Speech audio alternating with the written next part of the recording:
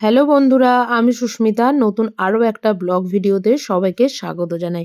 নতুন আরো একটা দিন তোমাদের সাথে শুরু করলাম। কে কোথা থেকে ভিডিওটা দেখছো এবং কেমন আছো অবশ্যই কিন্তু কমেন্ট করে জানিও। তো সকালবেলা আমাদের এখানে কুয়াশা যে জিনিসটা এখনো পর্যন্ত কোনোদিনও বুঝতে পারিনি। মানে কুয়াশা পড়েই না বলতে পারো আরকি। যেখানকার ওয়েদার যেমন সেখানকার ওয়েদার সেরকম। আর আজকে দুজনে মিলে গেছিলাম হচ্ছে মাঠে। একটু সকাল সকালই গেছিলাম। ওই যে ওই সাইডটাতে প্রচুর ছেলেমেয়েরা কিন্তু সকালবেলা অ্যাথলেটিক্স তারপরে অনেক কিছু ট্রেনিং কিন্তু করে। প্রায় সকালবেলা যদি মাঠে মাথা গোনা যায় কিছু না হলেও ২০০ থেকে ২৫০ জন ছেলেমেয়ে এখানে কিন্তু প্র্যাকটিস করে। যাই হোক প্রচুর সবাই থাকে, ভালোও লাগে আরকি। বাড়ি চলে এসেছি। বাড়ি এসে সকালবেলার আ মানে খাওয়া-দাওয়ার তোড়জোড় চলছে। তবে সাদা আলুর চচ্চড়ি করব ভেবেছিলাম। কিন্তু ভুলবশত না হলুদ দিয়ে ফেলেছি ওর মধ্যে। যাই হোক দিয়ে ফেলেছি যখন তো এখন আর কিছু করা যাবে না। একটু গুঁড়ো লঙ্কা দিয়ে সামান্য পরিমাণে একটু নুন দিয়ে এটাকে একটু চচ্চড়ি মতন করতে দেবো। আর ওদিকে বাকি যে সমস্ত কাজকর্মগুলো আছে সেগুলো করব। যেমন ঘর ঝাঁট দেওয়া, ঘর মোছা, তারপরে বাসন তো রাত্রির বেলাতেই আমি মেজে রাখি। কারণ বাসন মাজার ওই কাজটাকে আমি একদমই সকালবেলার জন্য রাখি না। যত রাতই হোক না কেন ১২টা, ১২:৩০, ১১টা, ১১:৩০ ওই কাজটাকে আমি করেই রাখি আরকি।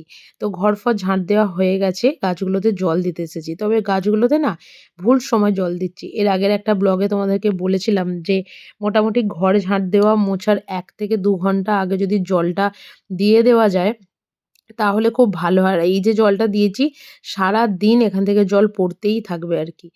তো যাই হোক এদিকে বিছানাপত্রটা গুছিয়ে নিয়েছি। সকালবেলা উঠে এই বিছানা গোছানোটা না আমার কাছে কোনো বোঝা বলে মনে হয় না। আমার তো ভীষণ ভালো লাগে। মানে একটু টান করে বিছানা গুছোবো বা বিছানার চাদর পাল্টাবো সমস্ত কিছু। আর ওই যে সকালবেলা আলু চচ্চড়ি করেছি। আলু চচ্চড়ি আর মুড়ি। বড়মশাইয়েরটা দেয়া হয়েছে একটুখানি আ মূলো কুচো, তারপরে দেয়া হয়েছে একটুখানি শসা কুচোনি সমস্ত কিছু আরকি। যেহেতু পেঁয়াজটা খাবো না তো সেই কারণের জন্য। তো খাওয়া-দাওয়া সেরে চান-টান করে এদিকে ঠাকুরের পুজো করতে চলে এসেছি। এটা রোজকারই কাজ আরকি। আর এখানে একটুখানি ধূপ দিয়ে দিচ্ছি। কারণ বাড়িতে ধূপটা আজকে না শেষ হয়ে গেছে বললেই চলে আরকি। আর মনেও থাকে না আনার কথা। আজকে খুব মানে সিম্পল রান্না করব। তার কারণ হচ্ছে রোজই তরকারিপাতি খাওয়া হয়।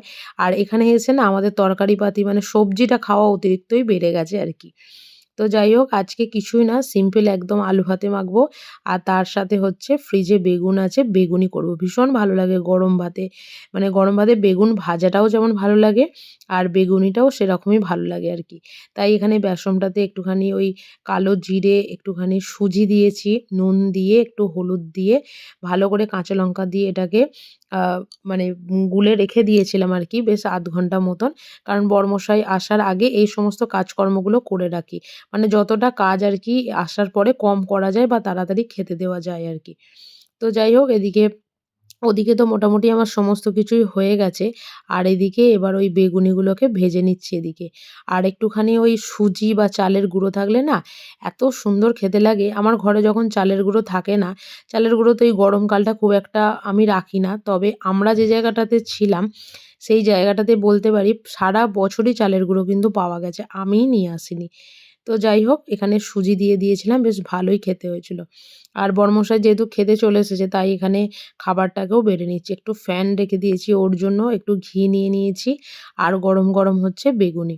দারুণ কিন্তু খাওয়া-দাওয়াটা। আর সঙ্গে ছিল হচ্ছে অল্প করে একটু টক দই। খাবার বেড়ে নিয়ে চলে এসেছি এখানে খাবার জন্য।